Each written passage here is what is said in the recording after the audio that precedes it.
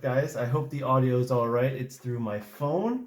I'm going to be teaching Helen to play Elestrals since she actually hasn't gotten a chance to play yet. Um, so how much do you know so far? I like art. Okay. No, honestly, I've coming from Dan's mod community, we got to see the first art concepts of the actual spirits, and that was pretty much it. But which hashtag potentially bad mod, but I'm kind of really new to the concepts of playing it. I haven't really played any TCGs before. I've collected Pokemon TCG, and that's pretty much it. Okay, so we'll start with just the basics for everybody in case you're looking for more how to play information. They've already watched the other video, but if they haven't watched Dan's video on how to play, we'll start kind of with the basics. So we have card types. So we have our Elestrals, like Sluggle. So Sluggle is a 1 enchant cost because it's got the 1 water here. Its attack is 2, its defense is 4, and its ability is listed here. So that's how our Elestrals look like. It's also cute. It is very cute. We have various forms of runes. So let me just go pull a few out. So right now I have the water deck in my hand. I just want to pull out some of the rune types for everybody. And I'll go over those in just a second. That is... Reading this upside down is going to be really interesting. How dang. I mean, you can flip them over for yourself if you need to. I mean, yeah. So we have a few different rune types here. The probably most common two you'll find are things like the Ambrosia and Tsunami. So Tsunami is a counter rune. It has kind of like this eye-shaped clock shield thing. I don't know how you want to describe it. It literally just looks like 2 arrows. Yeah, with like 2 more arrows on the sides. So it's a counter rune. Again, its cost is here. This cost is again 1 water for this counter rune. And its ability here, so this Tsunami as a counter rune will change all non-water enchanted Elestrals on the field to defense. Counter runes, you cannot activate the turn you play them. You have to set them for turn first, and then on the next turn, so if I play it on my turn face down, when your turn starts, I can then activate it. But I can't put it down on my turn and activate it right away. Does that make sense? Yeah, I think so. So now we have our Invoke runes. Invoke runes, you can play as many as you want in a turn, as long as you have the resources to play them. So again, this is a 1 cost, but this is one of any element to play this card. Okay. Invoke runes have these kind of diamond patterns. Right. And they're similar to spells or magic. They're similar to like spell cards in Yu-Gi-Oh! Or they're similar to, say, a sorcery in Magic the Gathering, which you don't play those games, but just for everyone else who might be listening. So you can have the 3 spirits from your underworld to your spirit deck is what this does. So you pay the 1, you go grab 3 spirits from your underworld, and you put it back into your spirit deck. We'll go over that in a second. We have our artifact runes. So there's kind of like the diamond shape with like almost like a burst effect coming out of them. And this is a 2 water cost artifact. And when you play an artifact, you have to play it empowered to an Elestral. So if we have a Sluggle in play, and we play our Trident, we would say that we're playing Trident on the Sluggle. So the Sluggle's getting the Trident effect, and only Sluggle. If Sluggle were to leave play, Trident Poseidon would leave play as well. So it's attached to it. Exactly. It's equipped in a sense. So if you play Magic or Yu-Gi-Oh, it's an equipment card, basically. Or it's there's item cards in Pokemon that also equip. So I think so, yeah. Like I said, I just collected cards. I didn't play them because I like card art. Shout out to the artists. Next rune type we have our Divine Runes. So the Divine Runes are all gods in a sense. So we have Poseidon here. It's not in a sense, they are all gods. Yeah. So the special thing about the Divine Runes is you pay their cost, which they're all currently a 1 cost card, but then their ability allows you to add up to an additional 2, and in Aeolus' case, additional 3 of their specific element to the card. So if I play Poseidon with 1 water, I can also put up to 2 more water on it for 3. And they all have abilities that require you to disenchant or nexus their element from them to do something. So the more you put on, the more times you can use them. When they run out of elements, they're discarded like any other card would be when it runs out of spirits. So that's the general card types, like basic card type overview. So how do we play a card? Great question, Helen. So let's How the say, heck do you start the game? Let's put it that way. well, let's start with how you play cards, and then we'll start up a game, and I'll walk you through it, right? Okay. So if I want to play Sluggle, it is a 1 cost. So I'm going to declare that I'm playing Sluggle, and I will get a Water Spirit from my Spirit deck to play the Sluggle. And that is what we call a normal enchant. You can only normal enchant 1 time a turn. Okay. So there are cards that can special enchant, and if you special enchant, you can theoretically special enchant an infinite amount of times in a turn if you have the resources to play those cards. But when it comes to something like a normal enchant, you can only do it once per turn. Instead of normal enchanting, you could also potentially ascend. So instead of using your normal enchant, you can say, I already have the Sluggle in play. I'm going to, instead of normal enchanting, I'm going to ascend my Sluggle. So we'd remove the Sluggle from the pile, we'd add an additional spirit, and we can then ascend. In this case, we'll go to a Globby at 2 costs. Globby is a good boy.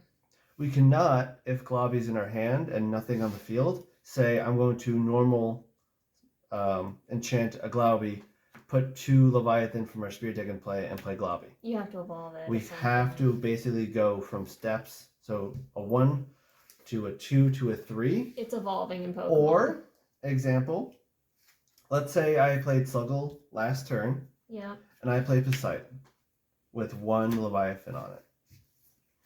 If I then, on my next turn, say, okay, I'm going to use Poseidon's ability to put a Leviathan onto this Sluggle. Now you can Poseidon be discarded, and now I want to ascend.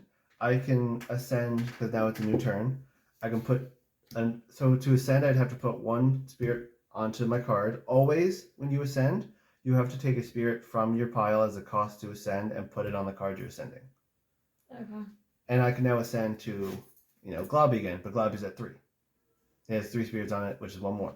But if I, again, backtrack, say I had this Sluggle with 2 on it for whatever reason, Okay. and I had a Majesty that I wanted to go to, even though it's a 1 to a 3, I can, since when I'm ascending, I'm adding that spirit as the cost. I'm at 3. Counts. I can still go to that 3.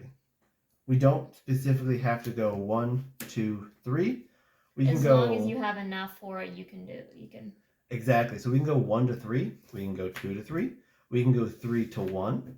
As long as the final cost after the ascension is put on is the minimum requirement for the cost. Don't know why you'd go 3 to 1, but you know what? That's you do you, boo. There are some weird circumstances where you do want to go 3 to 1. Let's say, again, with Globby's case, let's say we're struggling, right? We have Majesty out play, but we can't break our opponent's board. We could theoretically ascend Majesty to Globby to use Globby's effect to now we have 5 in this Globby and attack to win a game. So there's weird ways that you might want to go down or up with. Okay. So that's how you play your Elestral. So you can, again, I like to just explain it, and if you guys have watched my FAQ 1 video, I'll explain where you have kind of 1 enchant action in a turn. And that enchant action is either to normal enchant, to ascend, which when you ascend, the original Elestral gets discarded. Yep. You can, instead of doing either of that, you can expend 1 from your Spirit deck. And it can be any card. So whenever you pull a card from your Spirit deck, you can just search your Spirit deck for whatever you want. I just know my Leviathan are on top right now because I didn't shuffle this deck. And you don't need to shuffle the deck. I can expend 1 instead of doing any of my enchants per turn to draw a card. So if I have no play, let's say I have an empty hand. Or let's say in my hand I have a Majesty but no way to get to it. What am I'm not going to just pass my turn. I can just expend 1 to draw a card. But now I cannot ascend or normal enchant for turn. Okay. I can also, if I have the Sluggle in play, I can just, from my Spirit deck, instead of, again, normal enchanting, ascending, or drawing that card, I can just, once per turn, with that action, give Sluggle an extra water. Okay. So that doesn't do anything except give it an extra water, but it's a way you can kind of get more cards on your board in a sense. It's a free action once per turn. As long as, yeah, but again, it uses up that. So now I can't normal enchant something or send something because I just enchanted it from my spirit deck. You get to choose one, not all. That makes sense? I think so. So just to reiterate, there's 4 things you can do with your enchant action. You can normal enchant. You can ascend. You can expend 1 to draw a card. Mm-hmm. Or you can re-enchant and give an additional spirit to an Elestral. You can only do one of those actions per turn. If you do any one of those 4 actions, you cannot do any of the other actions for the turn. Okay. So you can kind of think of it like you have almost like a trainer card in Pokemon. You can play 1 trainer per turn. Those trainer cards do a bunch of different things, but you only get 1 per turn. Okay. Right? So that's kind of how you generally play basic stuff. Now, before we get into a mock game where I'll kind of walk you through the game as we play, some basic information that you can note. You have a few different phases. So at the start of turn, you have your draw phase where you draw a card, and there's a couple of cards that activate in the draw phase, specifically like Sirikun. So you have your draw phase, activate draw phase abilities. Then you have your main phase where you can play your cards. And you get the enchant action that you can use to do one of those 4 things. Mm-hmm. Then you get to your attack step where you then attack or don't. You don't have to attack in sequence. So it would be like, okay, I'm going to attack with Sluggle. I'm going to attack with Globby. And if your attack set beats your opponent's attack set, you destroy their Elestral. If they match, so if I have Sluggle and Sluggle, let's say. Do they both go? They will both get destroyed. Okay. If I attack Sluggle into a Globby, yeah, my Sluggle will get destroyed. But it still takes damage, so it'd be at 3 instead of 5? Or... No, it's at... It's purely, there's no damage counters. It's just, does my number beat yours? Now, if I attack something in defense position, nothing happens if I don't beat the defense number. If I meet the defense number, nothing happens. If I go over defense number, the defense position Elestral is destroyed. Okay. Now... That's different than Magic, because I've seen you play Magic before. Much different. So now if I have... If I have, let's say, this situation... Well, actually, let me give you a Sluggle. Let me take the... So if I'm attacking my Globby with 2 spirits to your Sluggle with 1 spirit, yep, your Sluggle will be destroyed because Globby's bigger than it, right? Because my Globby has 2 spirits, you would then have to expend from your spirit deck the difference between the 2. So I'd have to expend 1. Yeah. So you'd have to expend 1, and then this would all get discarded as well because it's getting destroyed. Oh, well, dang. If I had 3 in Globby and you had 1 on Sluggle, you would take 2. If you have nothing on board and I attack you directly, you would take 2. Because again, it's the difference between the defending, not that it's defending, but the difference between the Elestral being destroyed and the Elestral not being destroyed. Okay. Make sense? Yeah. So if Sluggle had 1 on it, you take 1. Again, no defending Elestral, you take equal to the amount on the card. You could probably mulligan somebody that way. Mulligan has a specific connotation in card games. Mulligan is if you have a bad starting hand, mulligan is the act of, in this game, you would expend 2 spirits before the game starts to draw a new hand. So you'd reshuffle, draw a new hand. Okay. Well, that's not super important. Yeah, cool. I just want to clarify. Yep. I wasn't even going to bring up mulliganing. No, that's just... okay, yeah, bad. So why don't you shuffle up your deck, and I'll kind of walk you through a game, and I will keep my hand revealed, and you'll keep your hand revealed, and we'll kind of go through sequencing of kind of playing some games, or some cards. Oh, no, I can't actually fold these like actual cards. Dang it. All right, cool. Do you need help? Yeah, I'm going to need help. Okay.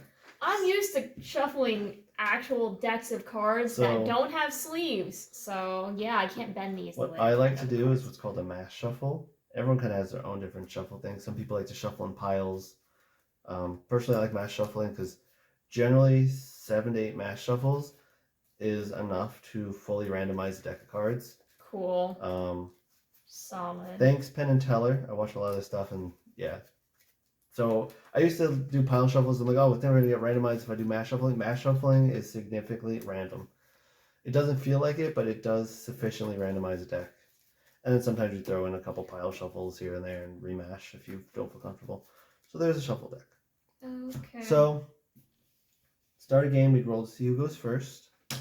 So I rolled a 1, so I'm not going first. So now you rolled 15. You would get to choose if you go first or second. Usually, if you want to go first, second, it's based on the deck you want to play. But just for argument's sake, I'm going to go first. Okay. Just so I can kind of play through a turn for you. So we have our main deck, and we have our spirit deck. Okay. Spirit deck is what we use to play cards. So here's my hand. If you want to draw your hand and just keep it revealed for everybody. How many are in your 5 hand to cards start? in the opening hand. Okay. My apologies. That is very relevant.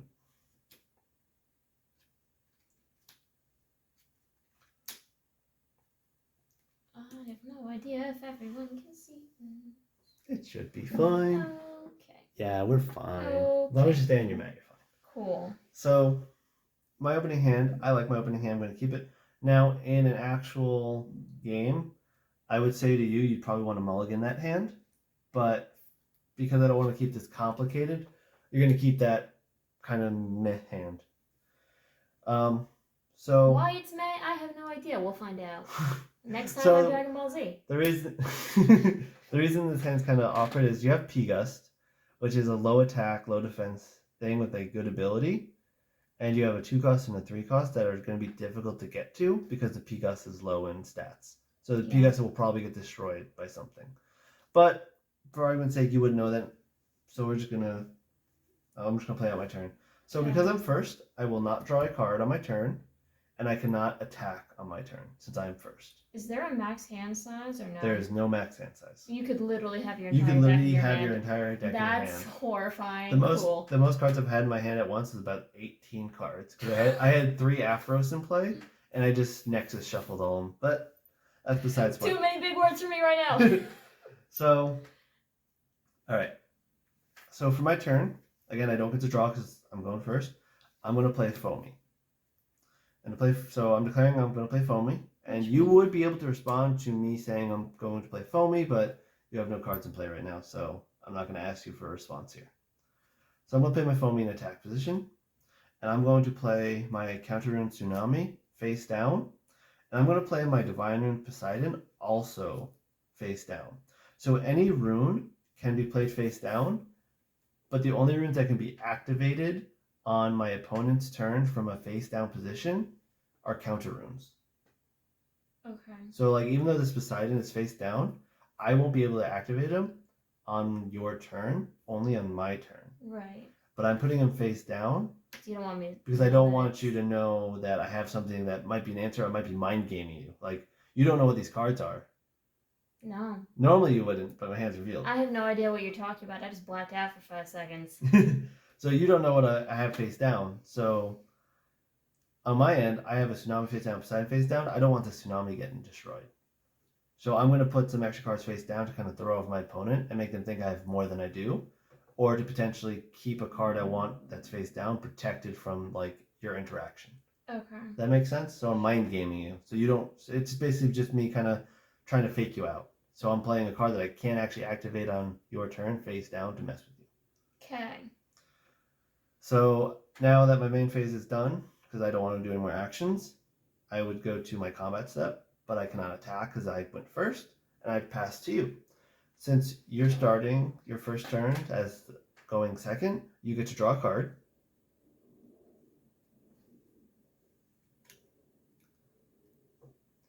And you get to now go. Now you're in your first main phase. Okay. So you have Arataqua, which is a 3/1 that could destroy my Foamy, but when Foamy's destroyed, I can go search my deck for another 1-cost water Elestral. That's Foamy's ability. You have a P-Gust that matches my Foamy. I have 2 P-Ghosts. So you could play P-Gust, and you play P-Gust in defense position, so my Foamy can't destroy it, and that would allow your P-Gust to destroy one of my runes. But I don't know their runes. But you don't. Well, you know that these are runes, Oh. but you don't know what kind of runes they are. Only runes can be played face down, and they're played in the back row, and Elestrals are played in the front row. So, because Piga's description says destroy one rune on your opponent's field, it doesn't say of my choice. Does that mean it's at random? Of your choice. Oh. That's something that can be specified. It could be. So, Does if it I say? play... No, it doesn't. Doesn't say target? Target and destroy one rune. Oh, target and destroy. So okay, so then, my bad. I don't know how to read. So, if I play the P-Gust, I'm also simultaneously... So you're going to say... So basically you're going to say, I want to play P-Gust. Okay. And you're going to get a spirit from your deck to play the P-Gust. So P-Gust is a wind Elestral. Yeah. So in order to use its effect, you want a wind spirit. Okay, so I want to play it in defense. Okay, I have no response, so you'll play that card. And now that it comes into play, its ability is activated. Which would you like to destroy? That one. It's almost like you knew that was my tsunami. No, I actually You forgot already. I kind of forgot. Okay. Is there any other actions you want to take? So you have a rune in your hand. So again, you can only play one enchant per turn for Elestrals, but you can't play any amount of runes. Now that's a stadium rune. It works like a field or a stadium spell in other games. So it has its own zone, which we usually place above the spirit deck. But can you technically play these face down? Like you We're place yours unsure, no? But the thing is, because they have their own zone, it's probably if you play a face down stadium, it's in this zone over here. Yeah, but you also don't know what zone it is. We know that, so the zones go stadium, 4 Elestral zones, your underworld, your deck, 4 rune zones, your spirit deck. So the stadiums always end up in the zone up here. Yeah, but you don't know which one it is. I don't know what stadium it is if you put it face down. Yeah. But I do know it's a stadium. So we don't know if we can do that yet with stadiums or not. So I guess for the sake But it's hilarious if we can. So I guess for the sake of this, we're playing it. You want to play it face up? Yeah. Yep. So you're going to play fully forced, so you would want to play it with probably an earth. Now... Wait, but I already drew for that. You can play any amount of Elestral. You can play 1 Elestral per turn, but because this is a rune, you can play any amount of runes in a turn you want. Yeah, but I already drew for the Elestral. Do I have to... I can't draw for this? No, you can... You grab it... So your spirits are your life and your resource. So you can, again, use any amount of spirits in turn for different actions. So because you use 1 Lycoris to summon this P-Gust, and you're going to use 1 Earth to play this Fully Forest. Okay. Theoretically, if you had some other runes, you could play a bunch of other runes. You're just going to have to keep spending resources. So now you're at 18 spirits in that deck. So you kind of, when you're playing the game, you're kind of looking at like, do I want to play a bunch of cards, but that puts me low on life to get a better board state? Or do I want to kind of hold back and wait to respond to my opponent in different ways? Got it. Does that make sense? Okay.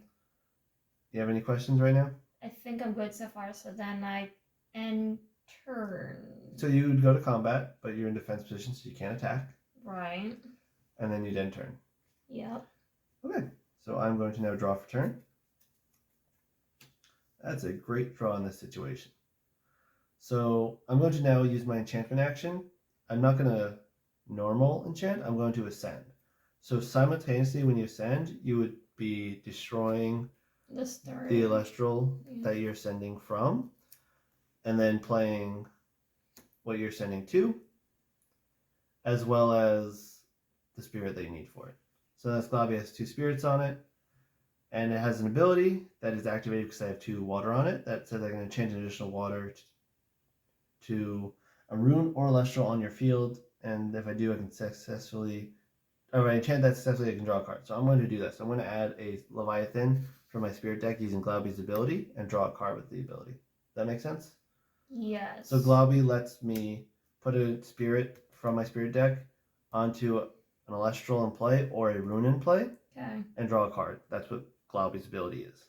So you just got rid of 2 more. Because I use Glavi's ability, I cannot use it again on this turn. So anytime you see you can means that it can only be used once per turn and on your turn. So I can't use its ability on your turn. Okay. But I can use it on my turn once. Yeah. P-Gust, it says every time. Yes, Every time. Every time or when effects trigger every time they happen. So if you somehow put another wind on him, you would activate its ability again. Then if you somehow get another wind on the same turn, you would activate its ability again because it's a triggered ability. Okay. So you can is once per turn on your turn, and every time or when is whenever the criteria is met for the ability. Okay.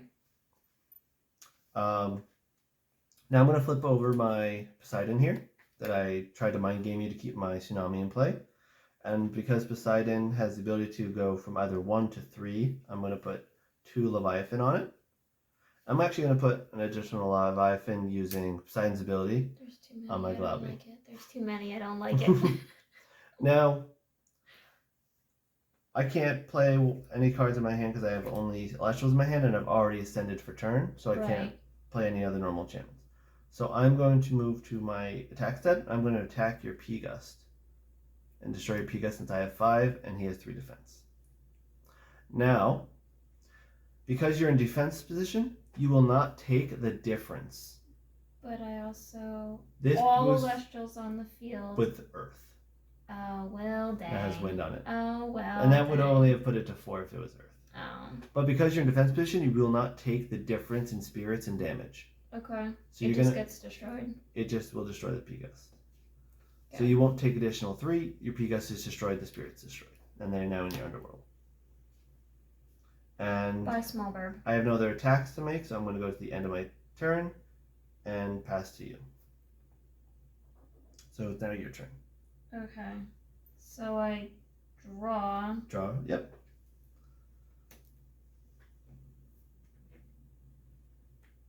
The good card that everybody keeps saying is good. It is a good card. How good it is debatable, but it is a good card. Okay. So, I guess first off,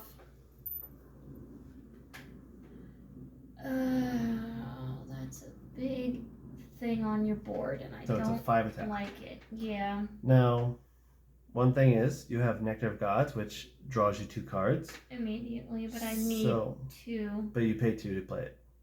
Right. Because it's a rune, you can just play that. Right? You just play runes for the cost. You don't need to. You don't need to ascend into runes. So if you want to play Nog, you would just say, "I'm playing Nog," or Nectar of Gods. We call it Nog.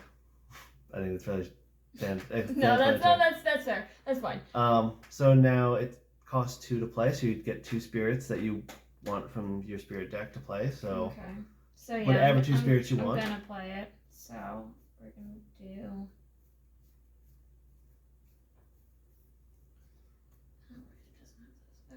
So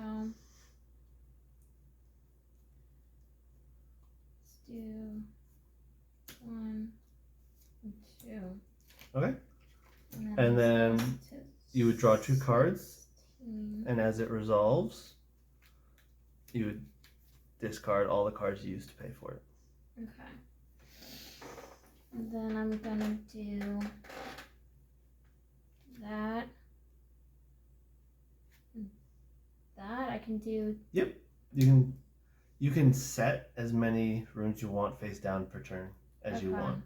Again, you can't activate these until my turn starts, but they exist. And then I'm gonna do.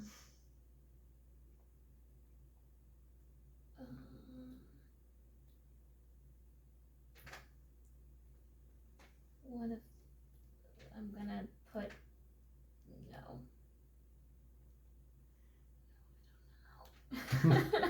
This is just a big thing, and I don't know if I have an answer to it. So you can stall. So you'd want to put something in defense position so I don't hit you for 5 or 4 or 6. I can directly hit you for 6 next turn. So you can put the P-Gust over there in defense. Yeah. It's got 3 I guess defense. I could. And if you play it with a wind, so it's properly enchanted, it will destroy my only rune I play, which is Poseidon. Right. Which is good because what I would have done on my turn is I would have played another card and then used Poseidon's ability to put that onto the other card, which would have then let me do even more damage to you. Yeah. but instead you're destroying my Poseidon and the spirits that are with it. Okay. So then I think that's it. Yep. Okay.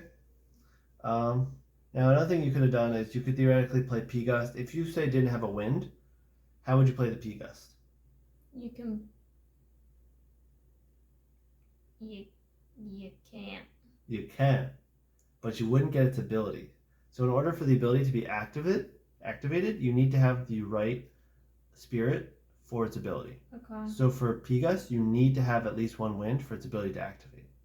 For Glauby, I need at least 2 water on Glauby to activate. Mm. So you can play P-Gust with any spirit in your spirit deck. Mm. So if I want to play P-Gust with, say, a Vipyro, I could. But I wouldn't be able to destroy Poseidon with it. Yeah, take your snake back. That makes sense? Yeah. So now, if I had Glauby, and let's say I had Glauby with 1 fire and 1 water on it, you can't use it. I wouldn't be able to use its ability. Okay. That make sense? Yeah. But if I had 2 water and a fire, you can still do it. I can use its ability because I have the minimum requirement for it. And if somehow Glauby lost spirit, so Glauby had only 1, because it has a 2 requirement, it is destroyed.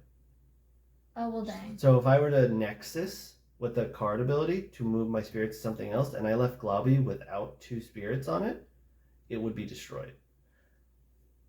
Now, those spirits, again, could be any 2 spirits. It just might mean its ability is not activatable or whatnot. Okay. That makes sense? Yes. So if you don't meet the minimum requirement, something would be destroyed. Same thing with a rune, like a stadium rune. If you were to take this Earth Spirit with, say, an Equal Links as a card that connects this Earth, and move this Earth to, say, P-Gust with that Nexus, your Foley Forest would be destroyed. If I had enchanted this with the Earth Spirit, then I would have gotten the effect of the forest. It would not work. No, I mean, instead of destroying your rune, I'd then gain the effect of the forest. Yeah, if you put an Earth on this P-Gust would be a 3/4. Bet. But if you put a Fire Spirit on this Foley Forest to play it, its doesn't. ability wouldn't work. Until it you would put exist. Until you put the right Exactly. thing on it, yeah. Alright, so I'm going to start my turn. I just drew Vertaqua. That's a very good card for me in this situation. Yeah, I know why. I'm reading mine. So Vertaqua can attack a defense position Elestral, and if it does, it destroys it and negates its ability if it has an ability on its destruction. So I'm going to start with Glauby's ability to put a water on something. So I'm going to give Glauby a water, thus letting me draw a card for Glauby's ability. I don't like this Glauby anymore. Ooh, I like the Afro. So now I can play Vertaqua to destroy your P-Gust, yada yada yada. I can play Galaxy to do some shenanigans there. But I'm going to... Let me learn the game, dang it. Yeah, exactly. So I'm going to play a card. So I'm going to play Afros, and I will play it with the Leviathan. Do you have any response? So I know you played a card called Poison Tipped Arrow. Did you read what that card did before you put it face down? No, I didn't. Okay. So Poison Tipped Arrow. I have one on my sideboard. I could read that. So when an Elestral's enchanted, you can target it with Poison Tipped Arrow to reduce its attack by 2. Then, at the end of the turn, you can pay an additional 1, or expend an additional 1 spirit to destroy it. So theoretically, you could say, okay, Poison Tipped Arrow on my Afros. And then Afros has 0 attack. Which means it's basically useless, besides its ability. So you could do that to my Afros for 1, which I would suggest doing, because that means if I have anything really going on, I wouldn't be able to attack with it, and I wouldn't be able to do damage with it. Okay. So you pay the cost now for the 1. I'm gonna do that. I'm gonna do it with this good boy. Yep. So now its ability is resolved, and my Afros has 0 attack on a turn. At the end of turn, there will be a separate trigger for this card for you to expend an additional 1 to destroy Afros. Okay. Make sense? But I So have to remember that it's a thing. Yeah. So when we play, usually we like to keep cards on the side like this, just like, okay, it's still kind of working, but technically it's no longer in play, and it's not interactable with. So I'll just leave it on the top of that. Yeah. So, okay. Well, then what I'm going to do is, since I know my Aphros will likely get destroyed by you at the end of turn, I'm going to use Aphros' Nexus ability. So I can Nexus up to 2 water on my field, and if I successfully Nexus, I will draw 2 cards. So I'm going to Nexus my Leviathan from my Aphros to my Glauby, and that will cause Aphros to be destroyed because it no longer has any spirits on it. It doesn't meet its spirit requirement. That makes sense? Yeah, but now you draw 2 cards. But I'm going to draw 2 cards. And your from Glauby Aphros. has too many things on it, and I don't like it. I really don't like it. Okay. So now I've already done my normal enchant for turn. I could play a rune, but my rune will actually do nothing for me because I can only play this rune when my opponent has less spirits on the board, or more spirits on the board than me, making this card literally useless for me right now. Let me just count how many spirits I have. 1, 2, 3, 4, 5, 6, 7. Yeah, I think 8, you have 9, to 10, put 11, it down 12, by 13. 2. Mm-hmm. I'm paying attention. So I can't do anything else with my hand right now. My Glauby has 6 Leviathan on it. It's super scary, but I'm going to attack your P-Gust in defense, and I'm not going to do any additional damage to you. Your P-Gust is just destroyed. The birds never survive. And then at the end of my turn, your Poison Tip Arrow would trigger, but my Aphros is already destroyed, so you don't need to spend the 1 to destroy it. Okay. And I will pass to you. So I draw. Mm-hmm.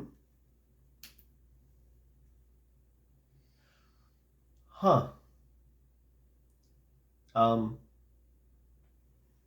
That's a really good top deck for you. So you're reading its ability? So that's 1 Earth. If you play it with 1 Earth, That's 2. that'd be 5. And because you have Fully Forest in play, because it would have an Earth on it, it'd have another one, so it'd be at 6 attack. But that's still not enough because you have your spirits, though. No. Doesn't that? Oh, I thought that adds to it. No. If I had Atlantis in play, the water version of Fully Forest, yes. That is an amazing top deck for you that just puts you ahead of me. Okay. So if you play that Tech Taurus. In attack mode. Yep. Like that. So now it has 1, 2 for its ability, so it's a 5 attack, and it has +1/+1 for having 1 tech Terratlas on it, so it now has 6 attack. Do with that what you will. See, you don't want to activate your tsunami. No. No, because it's not. Go to attack. You're Shoo. gonna attack my Glauby? Yeah. Yep. So because Glauby has less attack, it is just straight up destroyed. But what about all the spirits? You have to ditch that many spirits, right? So because your Tech Taurus has less spirits than mine, I don't have to expend anything extra from my deck. But you also just destroyed my Glauby that had 6 spirits on it. So I think you take the W there. I mean, yeah, but I also like removing power from you, so that kind of works. Alright, so no other actions, so I'm going to start my turn then, since the attacking is last thing. I don't think that's anything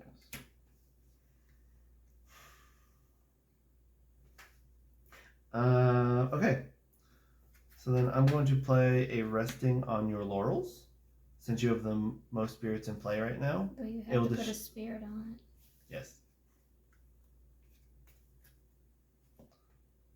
So, because you have the most spirits enchanted in play, since you just destroyed all of my spirits. You mean the singular spirit?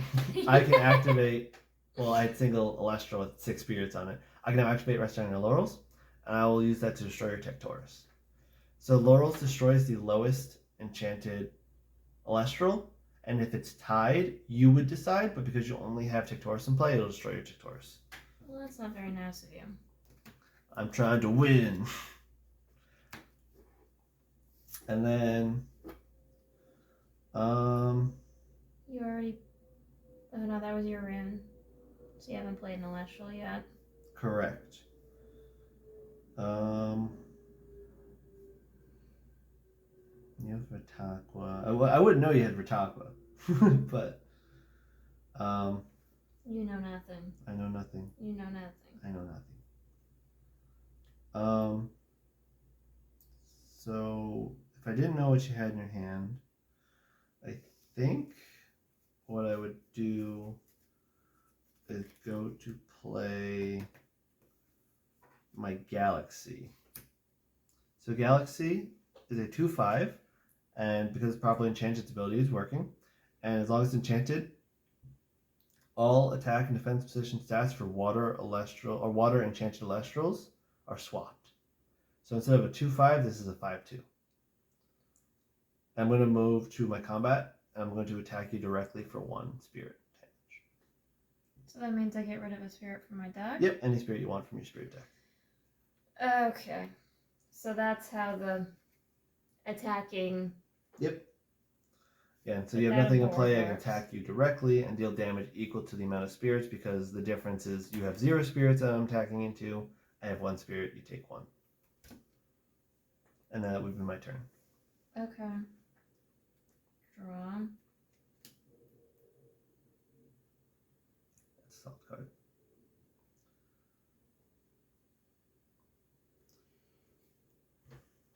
Literally, I'm never going to be able to ascend in this game because we just keep Well, here's the thing, right? doing stuff to each other. So if you play this with an Earth on it, it'll be a 4/6. I only have 5 attack. Even if you didn't have fully forced, my 5 attack can't break your 5 defense. Okay. So then, I guess I am going to do that. Let me grab a Teratlus. Do that. And play that in defense is probably a smarter play. These are 3/5. Right. And then I actually, so you want to play in attack mode. Here's why. So it's currently a 4 attack from fully forced. The artifact in your deck that is in the Earth starter deck is called Scythe of Demeter. It gives +2 attack. Let me search for it. Okay. Do you remember what artifact looks like? Theoretically, you would know what card is in your deck, so that's why I'm telling you probably better to play in attack position. It has the stars on it. Yep, and that would go to your hand. And then because you search your deck, you would shuffle your deck.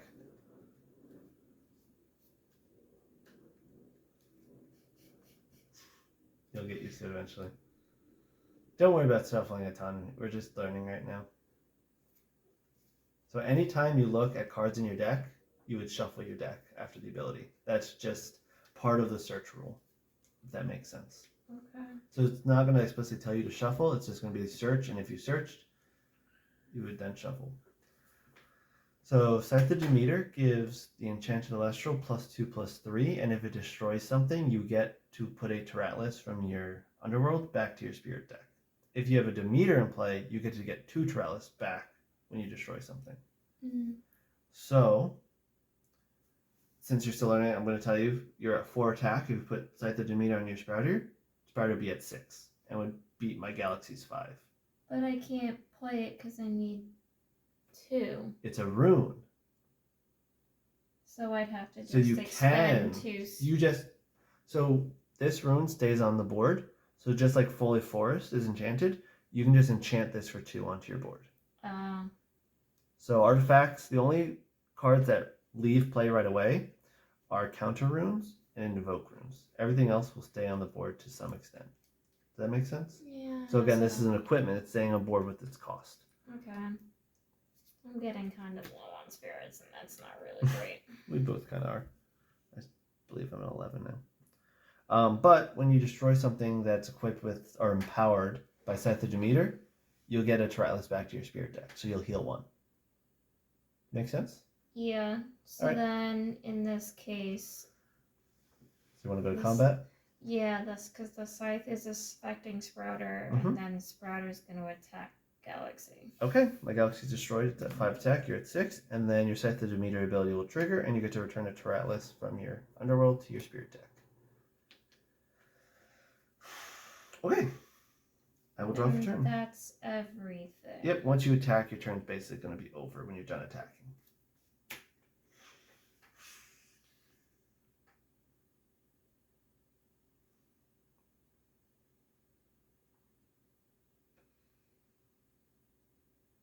Okay. I think it's my only way out of here. So I'm going to play a Smoltuga in defense because it's going to get destroyed real quick. And when Smoltuga is enchanted, I can search my deck for a 1 spirit cost fire Elestral. So I will search for a Warmite. And against my search, I'll shuffle my deck. And you have that's getting added to your hand, or And Warmite's going to my hand. Okay. And I would so go to my hand. I have no other actions I can make on my turn. I did my normal enchant for turn. Let me just double check my spirit. 1, 2, 3, 4, 5, 6, 7, 8, 9, 10. Yeah, 10.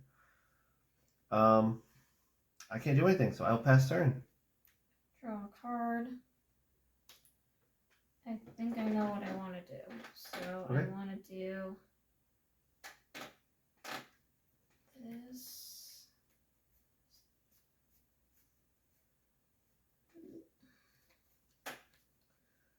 Do Ifin, Veritaqua, and then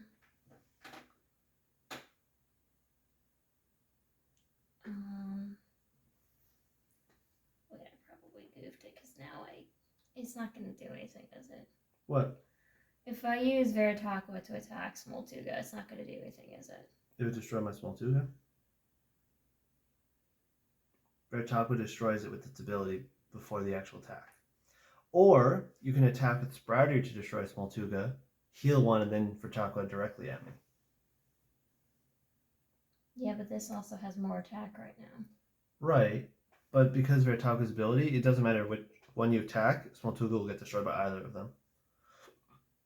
But if you want to get some additional effects, use Sprouter to attack, so Scythe triggers from the destroy, and you get to heal 1. That makes sense? Yeah, I guess that's fair. And even though Veritaqua has a lower attack stat, its ability would destroy Smoltuga, not its attack directly, in a sense. Because it just negates the ability and destroys the Elestral when it attacks, if it's in defense. Okay. That makes sense? Yeah. Any question? No. Okay. So then I'm doing that. So you're going to go to attack? I'm going to attack the Sprouter to the Smoltuga. Okay. And that will trigger your Scythe, so you can heal 1. Specifically 1 Earth, so Tyralis. And then I take it you're attacking me with Veritaqua? Yeah. Alright. I will expend... I'm going to need... I'll expend a wind. I'll go to 9. Okay.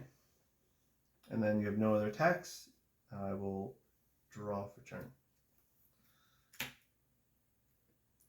So I will play... I'll go to play Warmite in attack. And I will use Warmite's ability to reduce your Sprouter's attack by 4. Do you have any response? And I'm going to go to combat. That's a tsunami. Yeah, I know, but I have to put a... I don't think Do you have any? You have no more water left? I have no more water left. Oh no! Okay. I'm kidding. I tried to help. I don't have any water though. Oh, no. So, here's an interesting rule. If you want to activate a rune, you can use spirits already on the board. So you could technically destroy this Veritaqua by using this Leviathan on board to cast that rune. Yeah, but doesn't this only work? It would push my Warmite into defense and your Sprouter into defense. But since it's my turn, on your turn you just put them back into attack. Oh yeah, I guess that's a thing. So it's either you let me destroy your Sprouter, or I basically or destroy that you to can save that. Or you destroy your Veritaqua. Yeah, we're just gonna do that. So but just to clarify this is you can use any spirits on your board currently to play runes. Okay. I am absolutely gonna forget that. Everybody does. Cool. Everybody does. Solid. But yeah, if you have, so theoretically you could use these Tyralis on the Scythe to play, say, an Earthquake, which costs 2. You couldn't use these spirits to enchant an Elestral for turn. Right, but it's only for But since you're runes. using a rune, you can move your spirits from theoretically anything on the board to cast that rune. Okay, you can go now. So you're going to use this Leviathan, you can go now. which will destroy your Veritaqua, and that will push my Warmite into defense, And this. and your Sprouter into defense because they're not enchanted with water.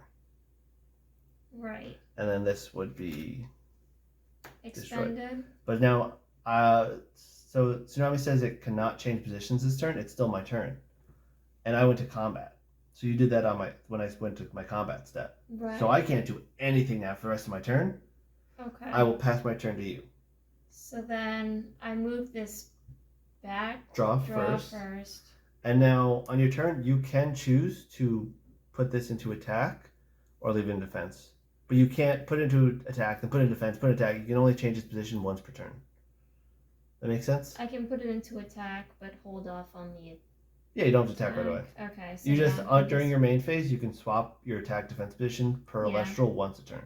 Okay. So if everything in your board was in defense position, you could put everything in your board into attack position. But you couldn't put them all back into defense after unless you use a card effect for it. Okay. So then. Okay. So there's something interesting you can do. Do you want to put Centaur in play right now?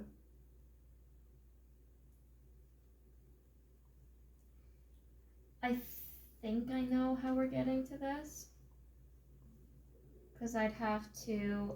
Because the reason I asked. ascend. Yes, so the reason I asked. So Centaur is a 3 cost. You only Yeah. have 1 Trellis on Sprouter. But when Centaur is in play with a fully forest, you can't target it with Invoke runes, making it very difficult to remove. Okay. Now, if you ascend this Sprouter, your Scythe would be destroyed. Because it's powering the Sprouter, not the card it would be What ascending. about the whole Nexus? Exactly. So this card, Circle the Sky, allows you to Nexus 2 spirits, correct? Yeah. So you can Nexus 2 spirits to Circle the Sky. So you could move these 2 spirits to the Sprouter. But then my scythe would be destroyed. Your Scythe would be destroyed, but then you could also send to Centaur. That makes sense? So you can get Centaur out right now if you wanted to. It's an option. It's not what you have to do. I'm just saying it is an option. You could also play another card and just attack me a bunch. Sometimes going with a wide board, so multiple Elestrals, is better than going with a tall board, one big Elestral. Yeah, which is what you were doing. I was going very, very tall earlier. Taller than our setup right now, which you guys can't see. Oh, they can see the boxes. I might cut out the boxes. I think I might leave them in just for... Please no. But anyway. The camera's on a stack of boxes right now because I don't have a nice, proper arm. setup for this. We had to improvise. We improvised. We definitely improvised. But yeah, so what would you like to do? You want to go tall or you want to go wide? That's a question out of context. No. You just gotta play more TCGs. Yeah. So in order to do this, I'd need to... I kind of like getting a bunch of the spirits back, but... So you could play Equal Links instead if you want. You don't have to do that. I'm just saying it's an option.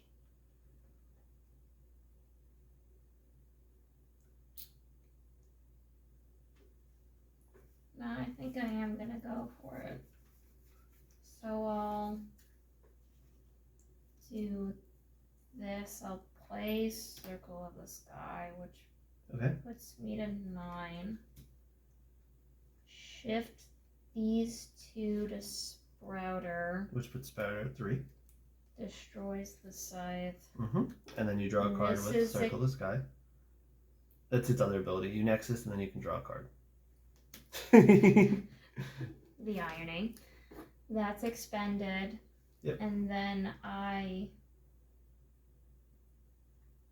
because I didn't technically draw from my spirit. You didn't make an enchant action yet. You No. just played a rune. So that means that You can I'm still ascend or normal ascending. enchant. Yep. So you add a spirit. That. So even though you're already at 3, since you're ascending, the cost of ascending is to enchant a spirit. You now have 4 on that Centaur. Okay. So that's a So thing. that's a massive Centaur now. That's a big one. And because Fully Force is in place, Centaur's other ability makes I cannot target it with Invoke Runes. I don't like how this looks. I want you to see the things. I'm sorry for the That's people fine. at home. So now that's at 8, I think. Yep, because you spent 1 for Circle, and then... Yeah. And then You have a 15 attack, a 15, 19 Centaur. Literally obliterate you. Okay, So I just roll me attack, yeah. So now you have to expend... I'm in defense, so I don't expend right now. No, you don't expend. Oh, what you could also do, Centaur has 2 abilities. One ability is when Fully Force is in play. You can, when Fully Force is in play, it cannot be targeted by Invoke Runes. Its other abilities, you can disenchant 1 Earth to destroy any card on my field. So, on your main phase before you go to combat, you can disenchant 1 Teralis, since you have 4 and Centaur won't be destroyed. Disenchant Teralis to destroy my Warmite, then allowing you to attack me directly for 3.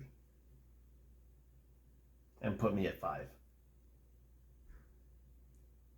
That's a good idea. Yeah, I guess. So we're going to back up to your main phase after you play Centaur. Yeah. We'll have you disenchant. I'll take 1 out. Put it in the pile. Destroy my Warmite. You really Sorry. And then you go to combat. Bop. Attack me for 3. Okay. I will lose 2 Leviathan and a Vipyro from that. And I'll go to 5. Okay. And that's. And I'm in a very bad position now. Okay. That almost helps. So I'm going to enchant an Atlantis. And because I'm enchanting Atlantis, there can only be 1 stadium in play at a time, so your Fully Force is destroyed. Well, that's not very nice of you. Yay, top decks. Does it do much for me? No. But that also means that I can be targeted by Invoke Runes, which I have none in my hand at the moment. I will play a Sluggle in defense. And when Sluggle is played, I get to return 2 water from my Underworld to my Spirit deck. So I will go back to 5.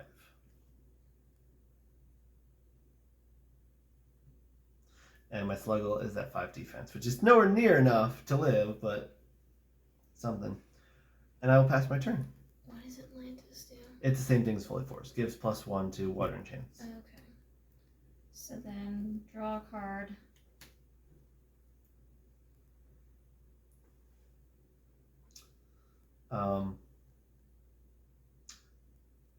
So again, another thing you do is one of your actions. So remember, you have 4 actions with your enchant for turn, right? Right. You can normal enchant. You can ascend. You could draw a card by expending, or you can re-enchant. So you can, for turn, put another Teralis on Centaur, then disenchant Centaur to destroy Sluggle, and attack me for another 3 directly, putting me at 2. I kind of want to somehow get Scythe onto this board, though. But I don't know how. To get Scythe? Yeah. You just play Scythe on Centaur. Or play Equal Links or Sorlet, and then put Scythe on Equal Links or Sorlet.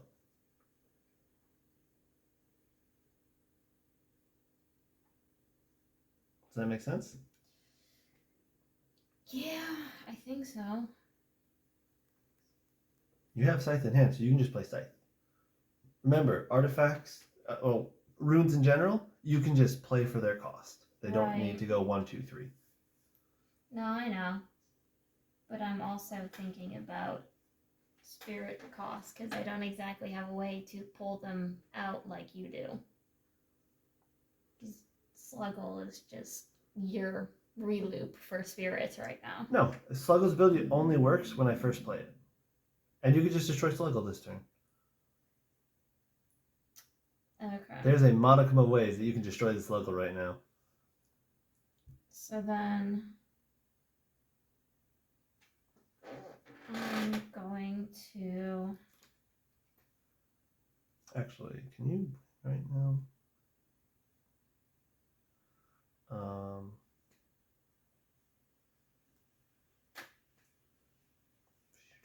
I think you can win right now. So here's a very, it's gonna be convoluted, but you No, wouldn't. I think I. So do you want me to explain, or you want to try to figure out how you win right now, or you put me at 0? No, yeah, you put me at 0, which would make me unable to play any cards. Okay, so then I think I want to try and figure this out. Okay. Because I want to learn. Would it help if I take 2 cards out of your hand to help you out, figure that out? No, I think I need to play him. Yeah. So, Atlas, Equilinx, put me at 7. Mm-hmm. From there, I attack the Sluggle. Sluggle's at 5. No. Right. So then. You have another card in your hand you want to play to get me to 0. Oh. There's only one card you can play now since you played the Which is equal. the Scythe. Correct. So then I Scythe. Can I tell you, it doesn't matter which one you Scythe. Oh. So if you want to put me at 0 this turn, it doesn't matter which one you Scythe. But yes, you play Scythe. So then I play Scythe on the Centaur. And did you read what Equilinx does? Nexus 2 of these on your field. So you have 2 Earth on that Scythe, right? Yep. So you can Nexus those 2 Earth to something.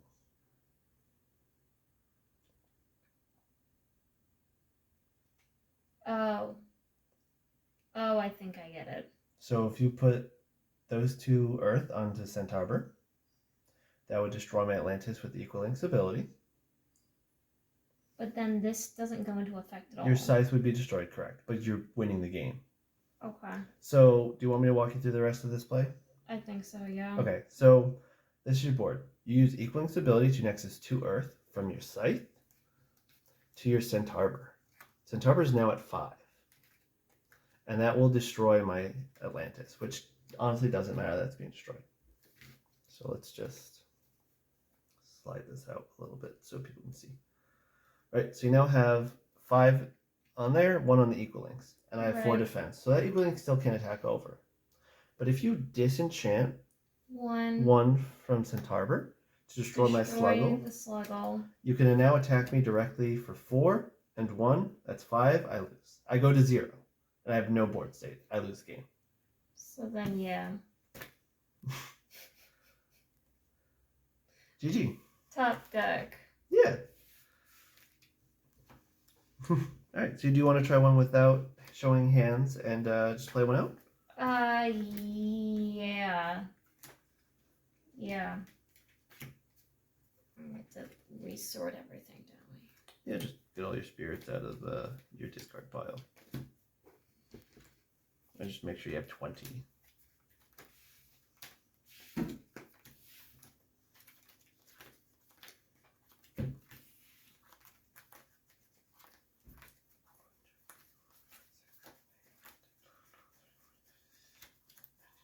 Yep. And I'm just putting my Leviathan together.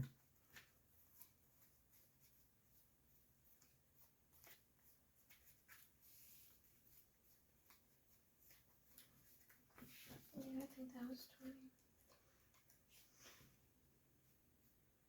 Great, now I'm going to be eating all of that. Where everything is. How'd you get some shuffle practice? Oh, you have it pretty much all in order. Just your Leviathans are just out. There you go. Everything's over for you now. So then the sideboard is. So theoretically, if we were playing a best of 3, you could exchange cards in your sideboard for cards in your main deck for game 2 and 3 of a best of 3. That make sense? Yeah. So your deck would still have to have 40 cards when you start the next game. So You're fine, you'll learn. But you can swap the cards around.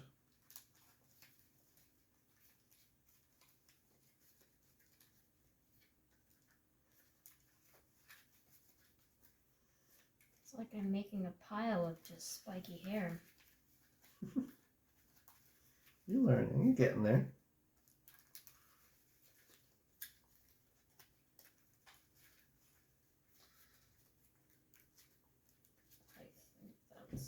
good. You want to let me do a couple shuffles quick for you, just so you're sure? Have a good shuffle? Yeah. Hey, you'll get there.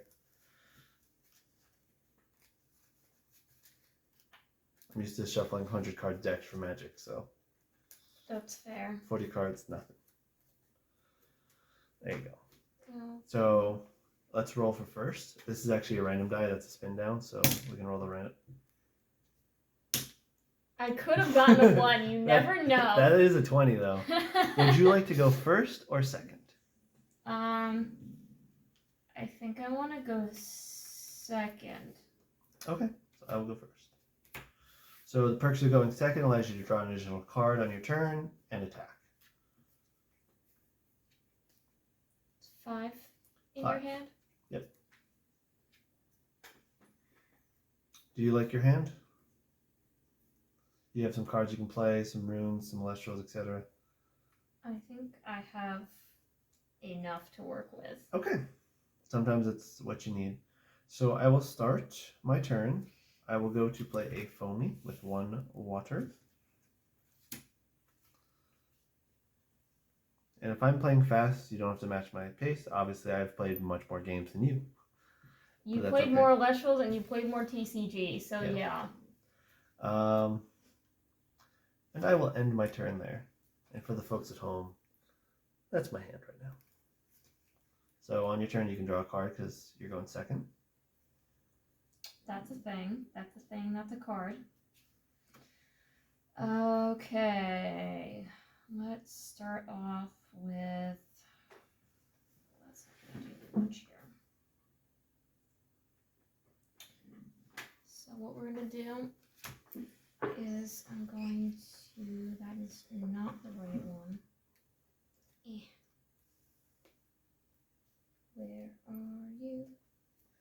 I'm going to play Clovey. Yep. Every time it receives Earth.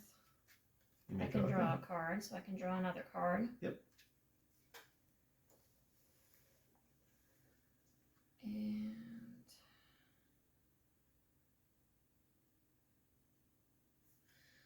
I'm going to play that in face down.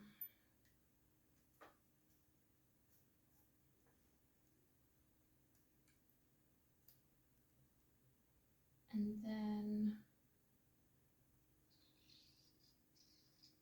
I don't have to attack. I can just let it sit. Yep. Okay, then I think I'm just gonna end turn. Okay. I will draw for my turn. I'm going to ascend my foamy into a Capricorn for turn, which is an 8/5. So 8 attack, 5 defense. Any response? You have a face down, which is why I ask. No, I don't have a response. Okay. I'm going to attack your Clovey with my Capricorn. So that ditches it. So that will destroy your Clovey, and since I have 2 spirits, you take 1. And Capricorn's ability activates when it destroys something by combat, and it will return my foamy from my underworld. I can special enchant it from my underworld. I don't like those. And then I will attack you once with my foamy to do 1 direct damage. That is my turn.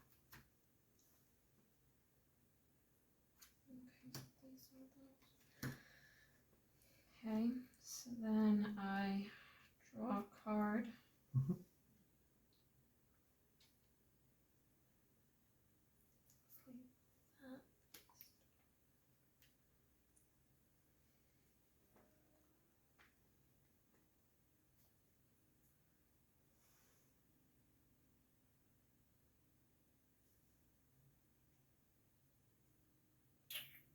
These are the cards in my hand, by the way. Nothing face down.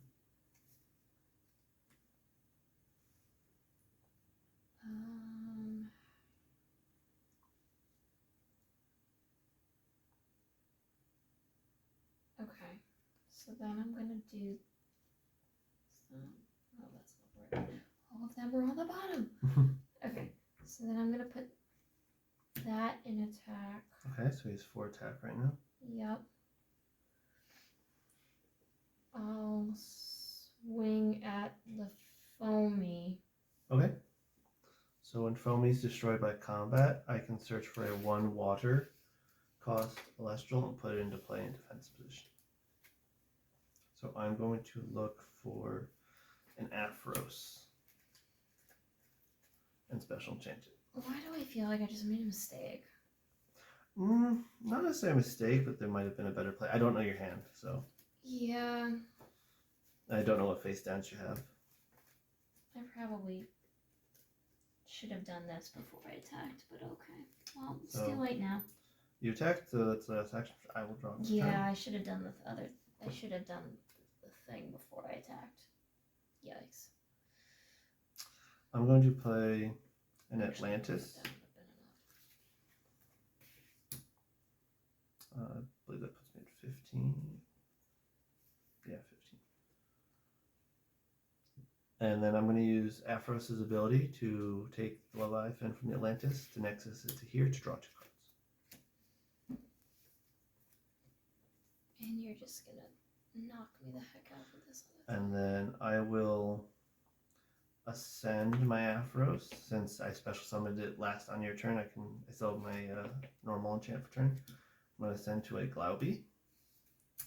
God, why is make Guabi such a thing today? I'm going to use Glauby's ability to put a water on Caprigal to draw a card. And then I'm going to go to my combat. I'm going to attack your Tectorus with my 8/5 Caprigal. Any response? Would have to be something on the board. Yeah, I don't know if this is gonna do anything or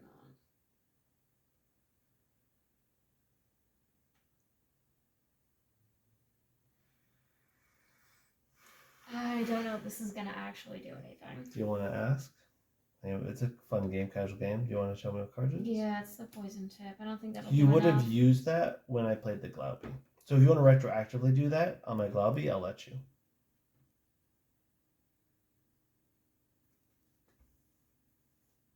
I guess. I don't know. It would destroy the Glauby, leaving just Caprigal in play. And then if you have something else to destroy it later, you potentially would recover board state that way. I think that would be a good play.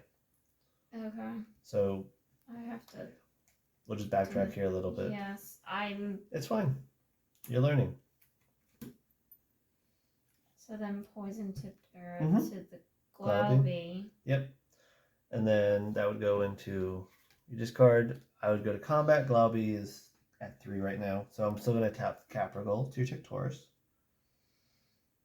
Which I don't have a response to. So you would take 2 from that and your Tectorus to be destroyed.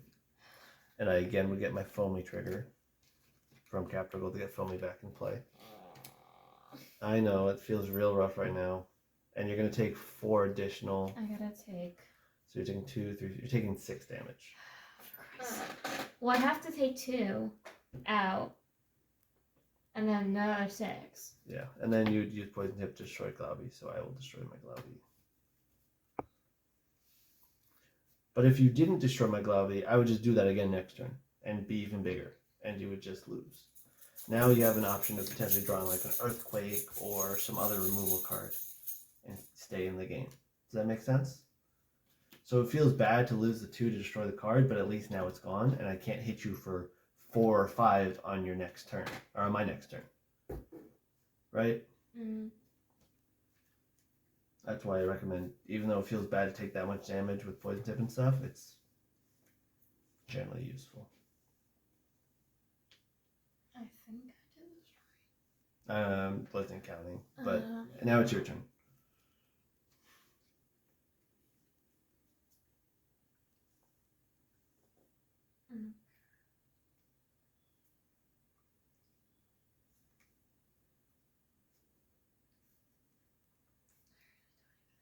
Do you have an Earthquake in hand? No. Darn. So I'm gonna play this because I really don't have anything. Okay. I think that's all I can do. I can't really do anything here. Okay. draw for turn.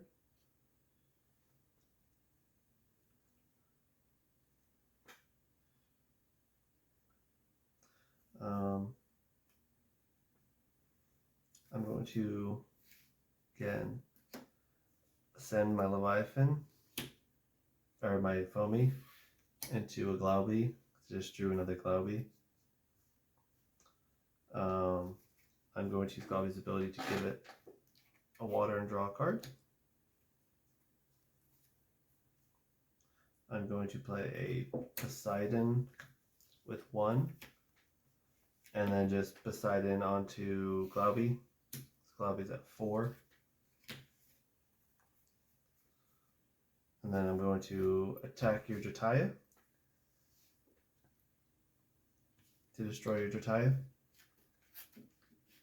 with Caprigal, which then lets me get a Foamy back from my Underworld special. 1, 2, 3, 4, 5, 6, 7, 8.